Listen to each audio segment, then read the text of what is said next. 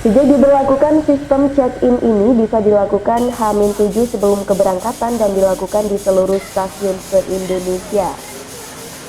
Selain itu, kemudahan lain yang didapat oleh penumpang adalah tidak perlu datang ke stasiun keberangkatan terlebih dahulu.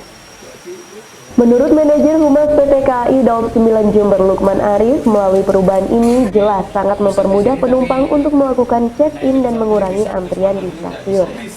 Akan masyarakat khususnya pelanggan setia kereta api untuk melakukan check-in counter ya, di mana pada peraturan yang lama check-in itu bisa dilakukan H-7 tapi di stasiun keberangkatan atau stasiun yang dilewati.